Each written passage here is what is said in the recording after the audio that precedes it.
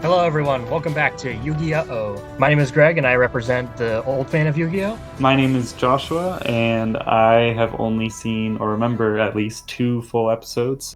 So you're going to get an old fan and a new fan perspective. And today we're talking episode 2 of the Yu-Gi-Oh! Original show, the Four Kids dub in particular. Basically going to go through the episode and talk about what works for us and what doesn't work for us and just how much fun we're having. Josh, you want to kick us off with the first thing that happens in this episode? Joey's having a duel with Taya. They're having a duel, and then Joey gets super excited because he plays his big monster card. And then Taya plays her smaller monster card, and Joey's like, "Oh, I got you. I'm gonna win. My card's bigger." And then Taya plays a magic card to make her monster stronger, and then defeats Joey in the duel. And he's like, "Wow, I'm really bad at this game." And I want to say the big theme of this episode is sort of learning the value of strategy over brute force, but we'll see how well that holds up throughout the episode, won't we? Joey loses and he gets upset and he's like, "Hey, I want to figure out how to get better." So he turns to Yugi and says, "Hey, Yugi, can you teach me how to get better?" So Yugi says, "Oh, I'm going to look through your deck to see what's going on here." But I did like the little visual symbolism about how like Yugi sits on a pull-up bar in order to like get comfy and hang out with his friend, while his friend's able to like tower over it, which sort of shows the difference between them. Where like Yugi's a character who's probably always been sort of disrespected throughout his life because of his height and things like that, and kind of looked down upon. And Joey is blessed with a more like average male physique, I guess, in terms of this show and how this anime world works.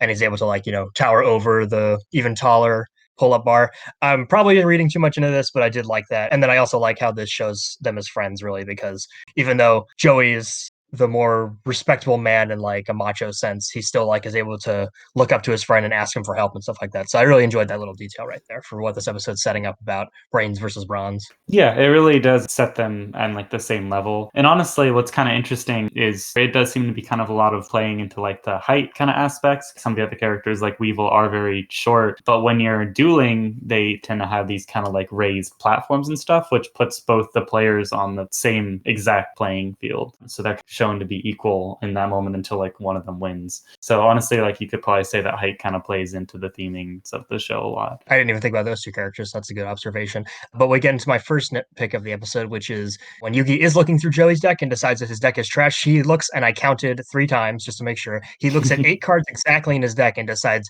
"You have nothing but monster cards. This deck is trash." To get a little personal here, my main Yu-Gi-Oh deck runs 22 monster cards and 18 magic and trap cards. So does that mean Yugi would look through my deck, coincidentally only see about 8 monster cards and just decide, "Oh, your deck is trash"? Which, I'm sure my deck is trash, but Maybe there was some sort of pattern, and then like Joey confirmed it potentially because Joey's like, "Yeah, because the best monsters are how you win." So maybe like he just like assumed the rest of the deck. But I agree, like yeah, he probably needs to look at a bit more than just 8 cards. I'm totally labeling this a nitpick. I just thought it was funny. I wanted to bring it up. And then and then yeah, Yugi he doesn't want to teach Joey. He's just like, "Teaching you dual monsters, it's just too big of a challenge. You're hopeless."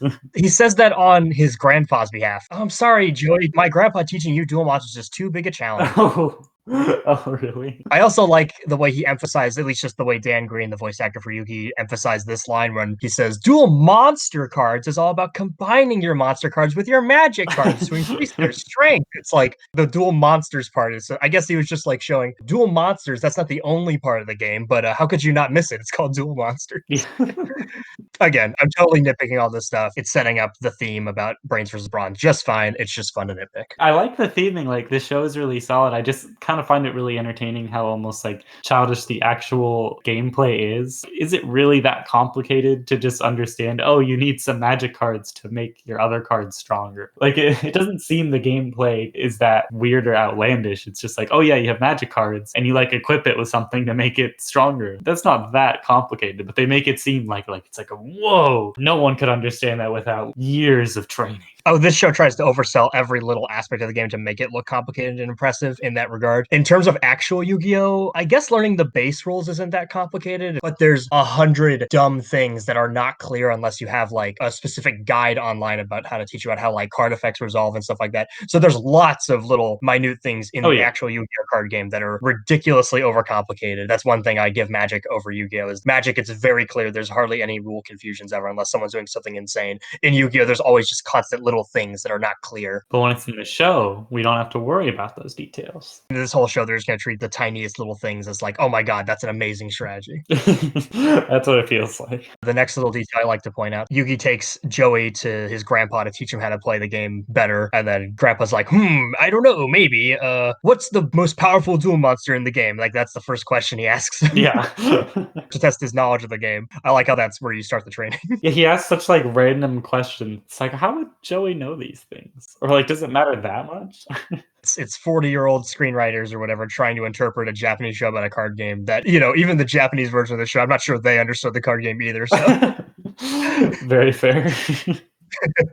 And then we cut to weeks later, I guess, according to Taya, because she says you've been training for weeks, Joey, and they're Yeah. watching a Duel Monsters like regionals final, I think. I guess one thing I want to bring up first is the way Joey says, like, oh, what's with this? Who are these two nobodies? That should have been me in there. I'm gonna call Mandela effect on this. I swear to God, there's some version of this where Joey did enter into the regionals and like lost immediately or whatever, right?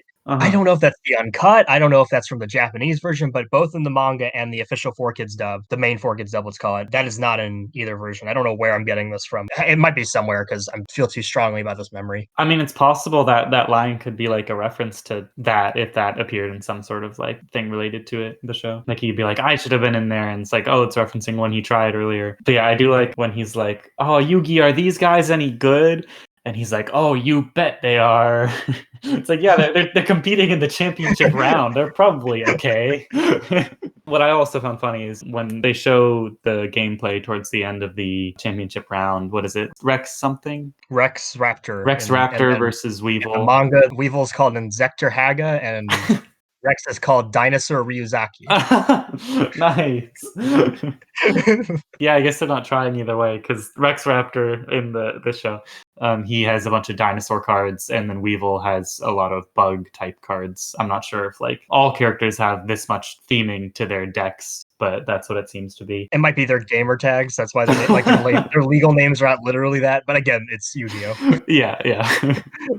No, probably. But it's pretty funny because Rex Raptor ends up playing the strongest card in his deck, which you pointed out, and I completely agree, is not a very strong card. It only has like 1,500 attack and 1,200 defense. And he's like, this is the best card in my deck. And the announcer's like, whoa, this game might be over right now. It's a 4-star normal monster, which is like a card you would use early in a game or something like that. Yeah. Like, it's not I find that a little bizarre. Because later in this episode, we see the Dark Magician is 2,500 and 2,100 defense. That is not even close. Like, that's so much better. I mean, I don't know. I'm a layman when it comes to Yu-Gi-Oh! Balancing, but it does not seem like this dinosaur card is very good. The fact that it's only the second episode, you're kind of already noticing that says a lot. I think it's just coming from the fact that they're just pulling every single move from the anime, every single card. From the manga, my bad. And if you go back to the manga, I guess that's a powerful card at the time, but it's like now it just looks kind of ridiculous. I do like the way they play this up. Here's where we get introduced to trap cards. So Weevil plays like this very basic bug card, which is, what is it called, Greg?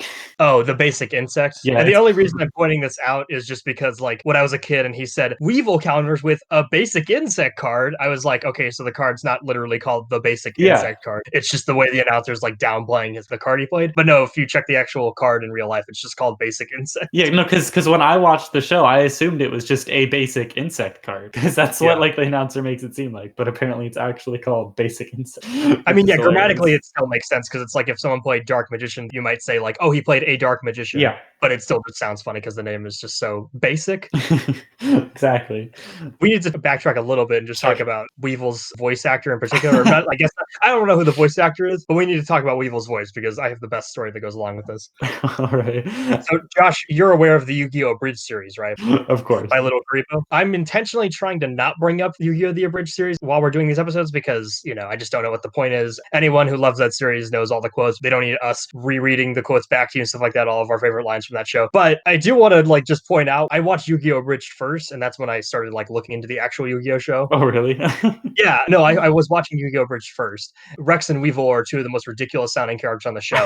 And then a few years later, I realized what Little Karibo was doing is he's doing a Beavis and Butthead impression for them. So when I'm watching the Yu-Gi-Oh! Show, I think at the time when I started watching Yu-Gi-Oh! Abridged and the original about Yu-Gi-Oh! I think at the time I thought, okay, the 4Kids voice actors aren't more over the top than Little Karibo's. I think now I kind of consider them on par. The over the topness of Little Karibo's parody voices of these characters aren't much more over the top than the ones in the show, and then vice versa, his aren't much more over the top. I think they're pretty even. But oh my god, when I first heard Weevil's voice, I couldn't believe how much more over the top it was compared to Little Karibo's impression of. I mean, Little Karibo, I think he almost punked out. He settled with Beavis and Butthead. The Weevil voice in this show is one of the most ridiculously over the top things I've ever heard. I'm not sure it's a bad thing or not, but I just couldn't believe it. I was like, wow, this surpasses the absurdity of the parody show. Oh, absolutely. It's pretty insane if you haven't heard it. I think Rex's voice is a little more like reasonable. Like again, we're talking about Yu-Gi-Oh! We kind of want over the topness, but just when I first heard Weevil's voice, I had like an out of body experience. Like this is the most ridiculous thing I've ever heard.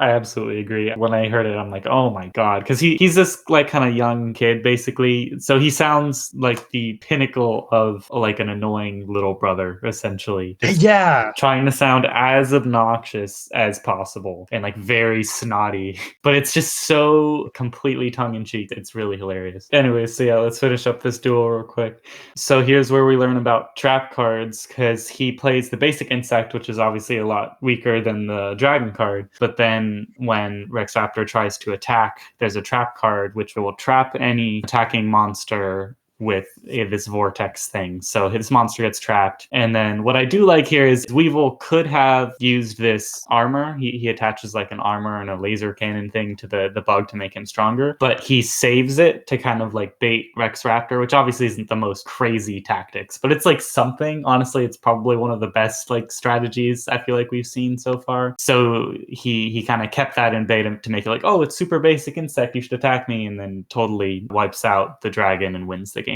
And then we get introduced very briefly to Pegasus here, who will play a very large part very soon. But he's the one who awards Weevil the championship. he says to Weevil in the episode, I'd like to be the first to invite you to my new tournament I'm holding at Duelist Kingdom. Yeah, which is going to be important, but that's just a tiny little detail. So yeah, I want to get into a little bit of the manga comparisons. So the interesting thing, the first episode is sort of like a condensed version of a whole story arc from the original 7-volume manga arc of Yu-Gi-Oh! It spreads over like volumes 4 and 5. So the episode we're watching for today is the first chapter of the Yu-Gi-Oh! Duelist Saga. One thing I want to point out, actually, just for clarity, I guess, or something that I learned, is the Dragon Ball manga is like volumes 1 through like 39 or whatever, and it's all one continuous series, whereas in the US release, it's like 16 volumes of Dragon Ball and then 26 volumes of Dragon Ball Z, so that's kind of how it splits up. So for Yu-Gi-Oh! It's similar, where there's 7 volumes that are just called Yu-Gi-Oh! And it's about like Yugi and his friends playing all sorts of different games, and then when we focus in on the card game, it turns into Yu-Gi-Oh! Duelist, which is 24 volumes that just focus primarily on the card game aspect. So those are more like actual strategy focused versus storytelling. It's pretty similar in structure and tone. It's just they're only playing the one kind of game, and they do play a different kind of game here and there, which we'll see in the anime too. It's just that it puts the focus on the card game. It might have just been an excuse to put the focus on Kaiba again. The big first comparison I want to make is what I've discovered during my research for this week is that the 4Kids dub was released in September of 2001, and then the manga didn't get translated into English until 2005, which actually surprised me, because every time I read the manga, I always thought I was just forcing the 4Kids voice actors' performances onto the voices I hear when I'm reading it, right? But I'm starting to think they really did just take influence from the 4Kids performances and integrated them into how the dialogue is written in the manga.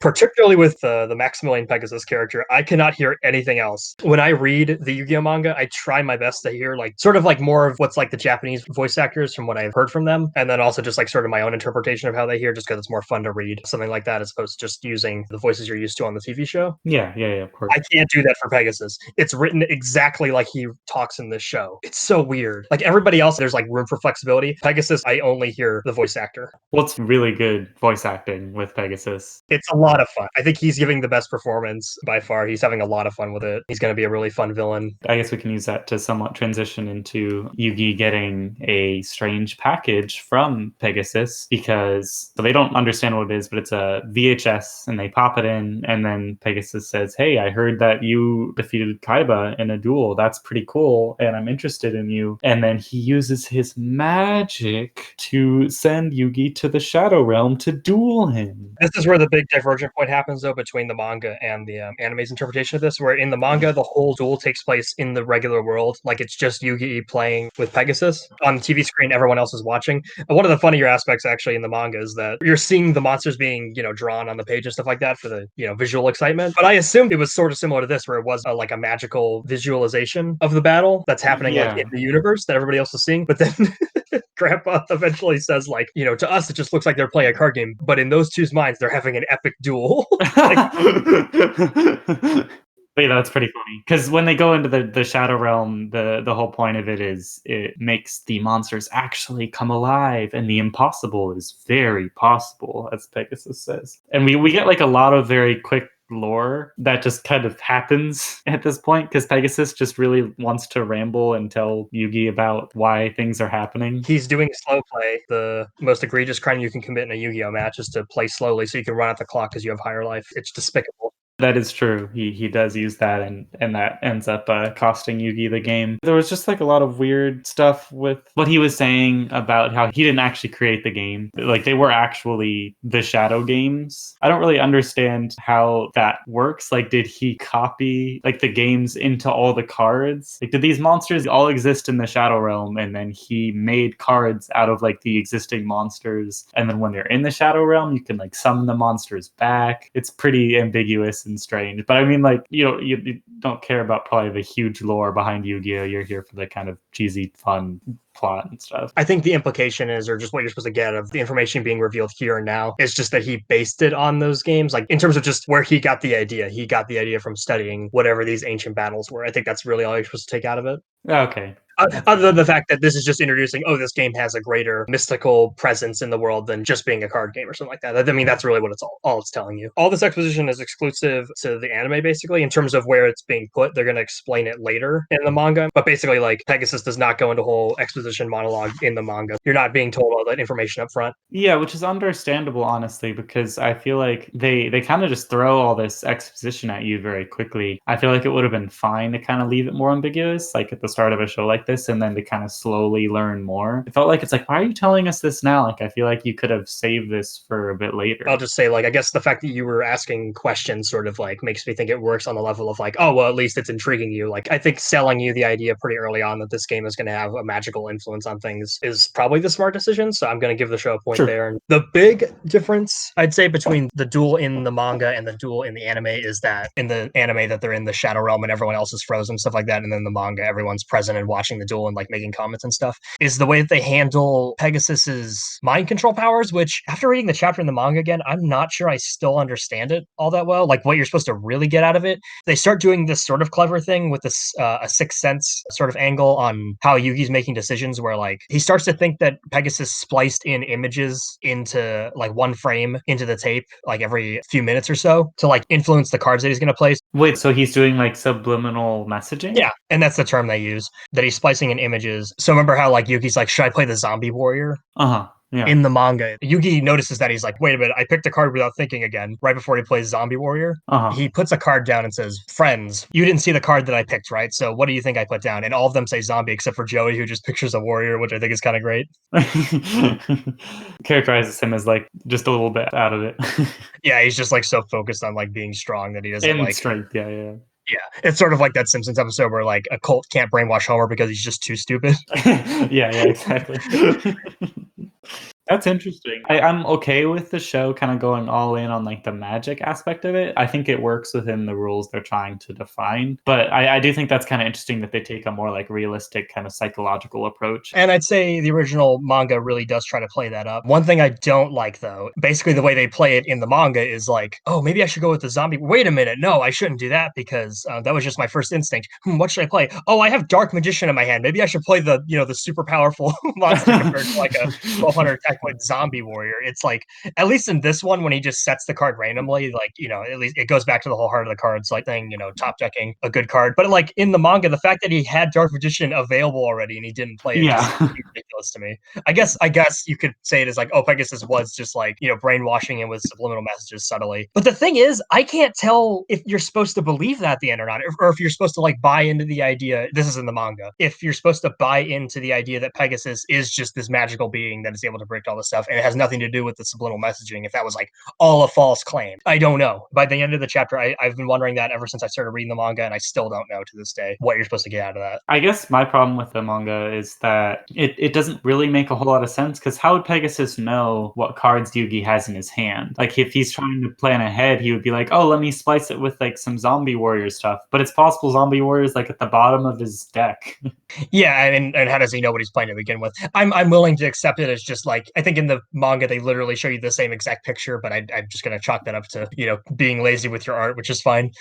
Being lazy with having to draw another zombie picture. Just the general sense. I'm okay accepting that. I don't mind that, oh, he flashed a zombie and then Yugi also just happened to have something that resembled a zombie. I'm okay with that angle. I'm just trying to understand what is even the point. Like, is that really what was going on? It's almost like they're trying to change the storytelling in the manga of like, it used to be about psychological strategy, but now it's shifting in towards like a full-on magic thing. Mm-hmm. And maybe that's supposed to like shake Yugi as like a gamer and stuff like that. Yeah. I'm probably overthinking it. I'm just still trying to figure out what the point of that is. Where it's like, here the way Yugi beats Pegasus is to just believe. It's just to believe in the heart of the cards. And since he realizes his mind keeps getting read, theoretically, he just says, well, what if I just start playing cards at random? That's probably my best option right now. He starts top decking essentially, which does work out for the most part, or better than it probably should. Because like he starts top decking, he's like, wait, he knows every card in my hand because Yugi knows every card in his hand. So he's like, oh, I should just draw what the first card in my deck is, and then the first card he draws is the strongest card in his deck, the Dark Magician. So it's like, oh yeah, that was probably a good call. The duel's somewhat dynamic. How do you feel about the duel overall? I don't think it's as exciting as the first duel. Up to this point, I think I've been nitpicking, but I am going to come up on my first major Yu-Gi-Oh! Uh-oh. This whole duel kind of fails for me because it doesn't pay off what the first half of the episode seemed to be about, which is this idea of brains versus bronze. And it just plays into the idea that the show isn't interested in really portraying strategy in an interesting way. It's just interested in showing spectacle and luck and things like that and making it exciting. But because the first episode was acting like that's the direction we were going, I think it fails more than the first episode, where the first episode really was just all about heart and luck and things like that. This episode is really starting to play into, oh, you got to start learning how to use trap cards or spell cards. You can't just use monsters like Joey was doing to win games, because you can't just brute force things. But what's somewhat contradictory is that Yugi only uses monster cards in his duel against Pegasus. And he can't even do math correctly. When Pegasus takes control of his Komori dragon with his dragon capture jar, he responds with Silverfang in attack mode, which their base attacks Silverfang's is it's lower. So he's like, Really? I have to counterattack. So I'm just going to play Silverfang with 1200 attack against Komori dragon with 1500 attack. And then he loses. And it's like, yeah, what did you think was going to happen? Why not defend? I guess they're just doing it just to show two monsters fight, but it's just like, this guy who's going to be the master of games can't even compare two values correctly. And that's sort of nitpicking, but it's also just like, they're not paying attention to the strategy of the game when they're acting like this is about paying attention to the strategy of the game. Yeah, I mean, I guess I definitely know less, so it didn't bother me as much, because one, I don't know the That didn't bother you, the fact that he put a clearly weaker monster just didn't. No, the way they pace it is like, he's like, I have to do something. I'm just gonna play this because I have to do it. So for me, there's two things. One, I don't know the full context of the Pharaoh's character, so I don't know like how good he is. I'm sure he's like the best guy in the whole world. So like, this looks dumb at the start, but I don't have that context. And then two, I also don't know how it works if you don't have a monster. Like, if someone has a very powerful monster and you don't have a monster on your deck, do you just lose? Can they just like take all your health away type thing? Oh, wait, you're asking the question. I mean, you don't have to answer if you don't want to like spoil it. I promised myself I would answer this question. So basically what you just asked is, what happens if you don't have a monster on the field? Can they attack you directly? Is that what you just asked? So this one guy has a monster on the field, the other guy doesn't. What happens? Like, can the guy with the monster just attack the other guy and win? To my memory, in the main 4Kids dub, this is never addressed. In the Yu-Gi-Oh! Uncut, they do specifically state when they get to Pegasus Island and Pegasus is announcing the rules of the game. He just says, duelists will not be allowed to attack each other's life points directly. Yeah, because that's what's always confused me. It's like, couldn't he just like not play a monster? And then he would be fine because Pegasus wouldn't be able to attack him. I don't know. All right. There might have been something also in a different, again, not in this dub, but in either the uncut or the manga or the Japanese version of the anime, there might have been something about how, I know, you know what, I think there is. I think there is something in one of Yuki's first duels on the island where his opponent says like, and again, this is not in this version, this is in other versions, where his opponent states, if you can't play a monster by the end of your turn, that means you just lose instantly. I think that's established, but not in this version. Because that's why I assumed he played this weaker card. He was like, oh, I have to counterattack. I have to play some sort of monster. Even if I lose life points, I need to get something out so I don't take like as many life points. But he could have played it in defense mode is my only point. That's frustrating to me. Of course, he should play something.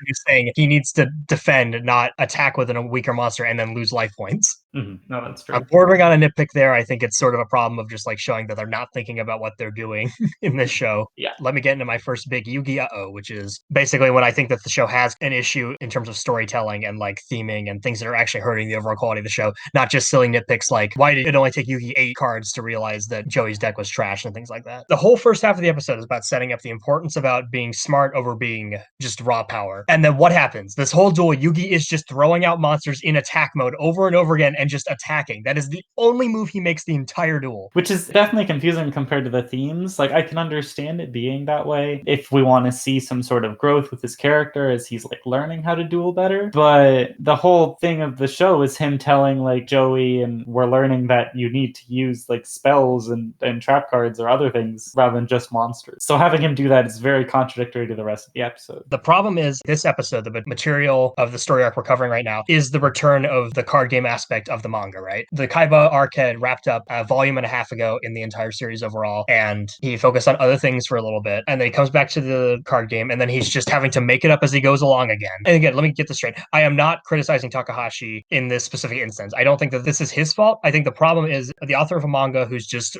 making up rules as he goes along and probably just throwing this duel together as best he can, trying to figure out how the game works, and then you have this anime adaptation that is changing a lot of little details from this chapter in particular. The fact that they're not going to the Shadow Realm, the fact that in the manga it takes a Sixth Sense angle on Pegasus's mind reading abilities, and all that's changed around. So now you just have this really choppy duel that I don't think it's very coherent. Pegasus is kind of doing his own little mind games, but then Yugi just keeps attacking senselessly, and I don't think it plays very well. I'm not going to act like that this is like hard to sit through. Like, it's still fun because it has all the good Yu-Gi-Oh aesthetics. It's exciting. It's pretty to look at. But even compared to last episode, which at the very least announced that thought and strategy is not the MO here, the fact that the first half of this episode built up that thought and strategy is what's going to be important, and it just throws that all away so Yugi can just spam cards and yell attack, attack, attack. It bothers me. I think this is the first big Yu-Gi-Oh. I don't think it's like super noticeable if you're just like really casually watching it, but as we're discussing it and if someone's like really paying attention to kind of the theming and what they're presenting, it's very noticeable. And I agree, like it's very contradictory. And also it's somewhat poor because maybe let's say like he was just panicking, you know, like this is crazy. He's in the Shadow Realm. He's higher stakes than he's used to. Maybe he just kind of reverts back to like a base kind of type thing. And then that's what ends up costing him the duel. But with what happens with the duel is he would have won if there were just like 10 more seconds on the clock. Like he was about to defeat Pegasus if there was just, he hadn't ran out the time. I think it maybe could have worked if Yugi had lost the duel like pretty handily. Like, oh no, I panicked. I should have played smarter. I was just playing attack monsters. But like he still wins by just playing monsters in attack mode, which is upsetting. It's like, no, like he shouldn't have won by playing that way. That's what you were saying not to.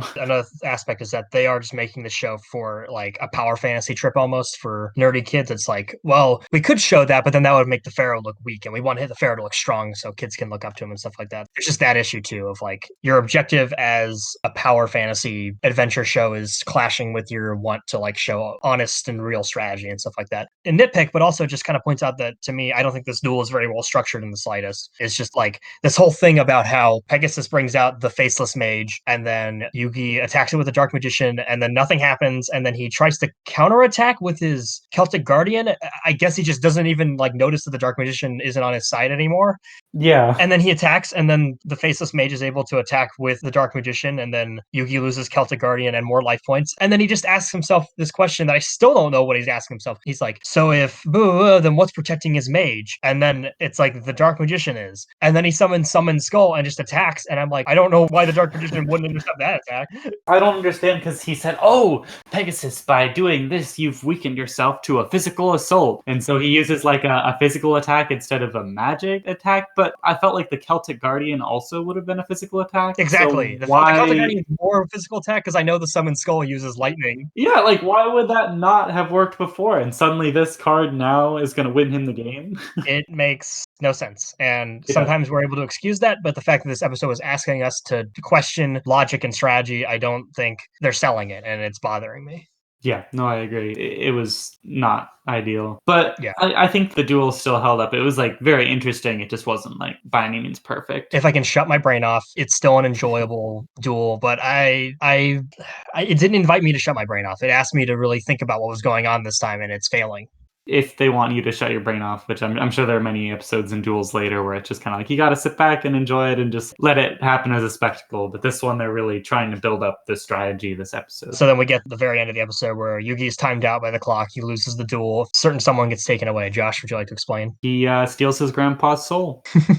Sucks it into the VHS. Does he tell Yugi he has to do anything yet? I don't remember. It's just implied, like, I guess just wait for my demands. And then the episode literally just ends with him banging on the television like, Grandpa! And then it just plays the credits. It's like, whoa, that was a very sudden ending. How did you not watch the next episode immediately, Josh? Well, I do know some things about what's going to happen, but also I'm trying to keep up. So Yeah, for sure.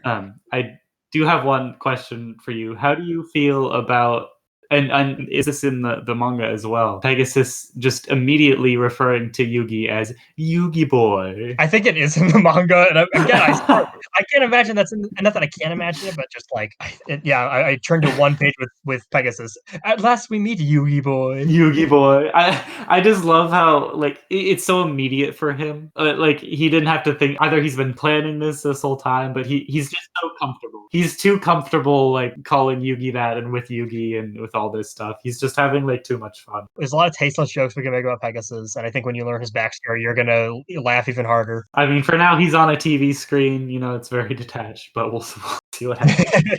All right. So overall, do you recommend Yu-Gi-Oh! Episode 2, The Gauntlet Is Thrown? Yeah, I definitely enjoyed the episode. It's not without its problems, but I think it set up the world, and this one definitely sets up more of the potential motivations, which is probably going to span a lot of the season. So I think it was a good setup. It was still fun. I feel like the episode was a little disjointed. Like it's felt very like sectioned off, in my opinion. Like, oh, here's the part where we're teaching Joey a little bit to get his character set up. Oh, here's the part where we're showing the champions doing their thing, introducing Weevil. Oh, here's the section where we have the duel against Pegasus. You know, it didn't feel like a super cohesive episode, whereas the first episode really kind of like it led you through everything. Like, oh, we're going to Grandpa's shop, and then Kaiba's there, and then everything felt very natural. So it was a little disjointed, but overall, like, still very enjoyable. I watched the episode like twice in 4 days and still enjoyed it even the second time. So I'm trying to have some self-awareness in that I did declare the last episode, the first episode, as one of the best episodes, if not the best episode.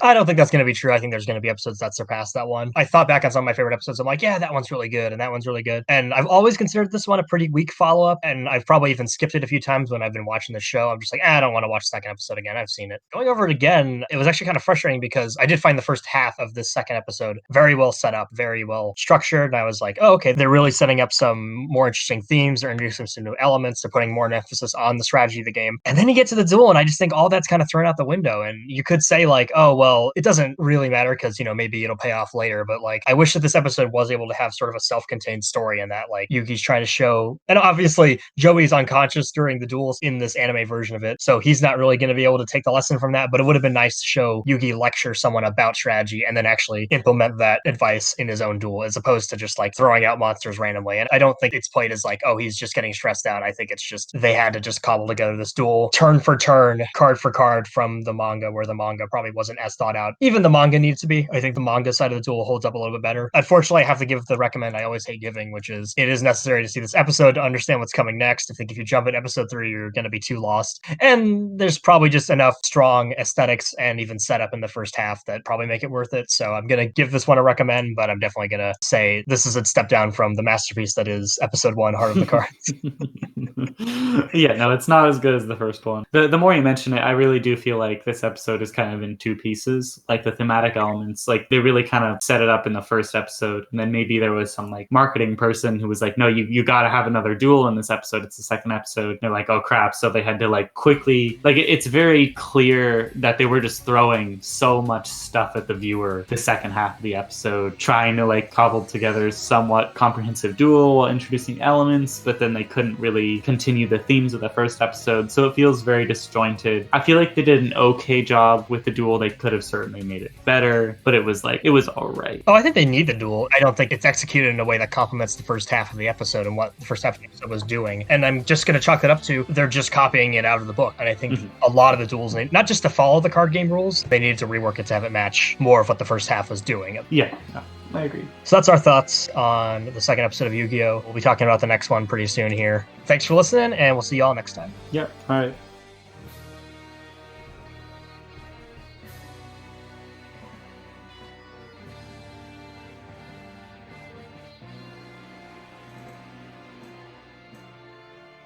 Thanks for listening to this episode of Yu-Gi-Oh!